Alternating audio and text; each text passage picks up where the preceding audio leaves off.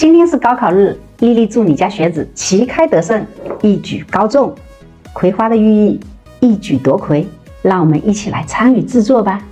裁剪出一片直径14厘米的一个纸片，剪出一个花心，画出它的棋盘格，再裁剪出一个直径10厘米的一个花瓣。我们裁剪出8片，我裁剪了2组的配色，把这个布片对折。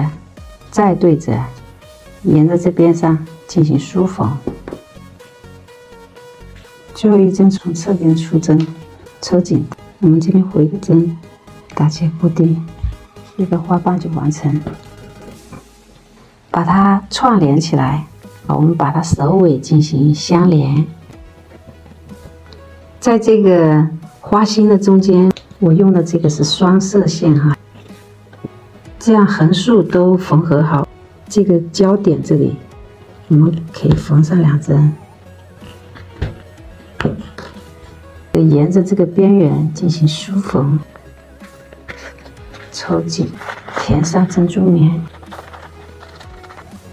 缝合好，这里抽紧，打结固定，把它缝合在这个花瓣上。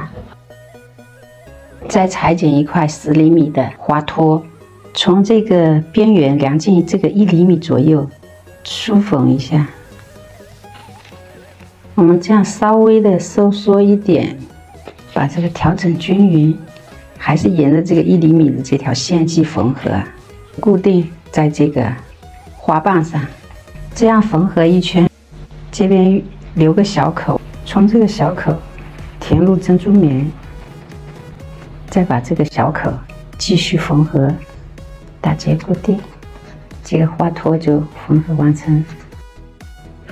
我们剪一个11乘以7厘米的一个叶片，用这个纸片裁剪出这个绿叶，再裁剪一个带胶辅棉。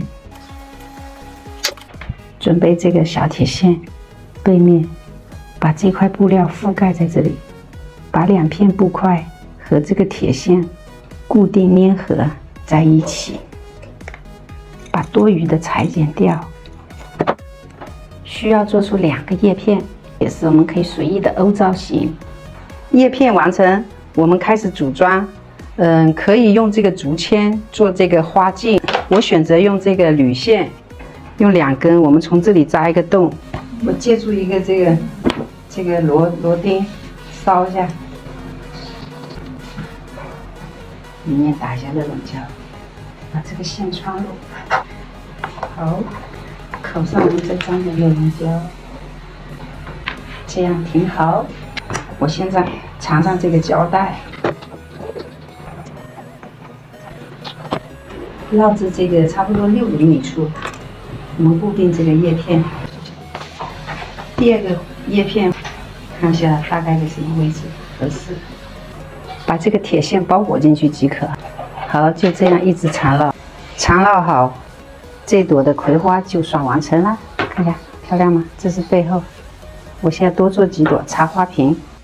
葵花朵朵开，喜讯早到来，快快做起来！